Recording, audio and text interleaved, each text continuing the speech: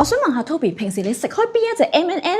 康之森膠原蛋白 NMN，呢隻 M&M 有乜嘢成分咧？谷胱甘肽膠原蛋白同埋巴黎露醇啦。食咗呢一隻點樣可以幫我哋美白咧？佢入邊有谷胱甘肽成分啊嘛，幫我哋咧美白淡斑同埋提升皮膚嘅亮度㗎。同普通嘅 M&M 有咩分別咧？呢隻厲害啦，佢嘅膠原蛋白分子量咧可以去到超細500個 DA 啊，一般市面上嗰啲咧係30萬 DA 喎，所以咪容易啲吸收咯。點樣食呢隻 M&M 吸收得最好咧？就係開水服用啦，最好咧就係每朝頭早咧空肚嘅時候就可以食啦，食嘅份量咧大致1至2粒啦。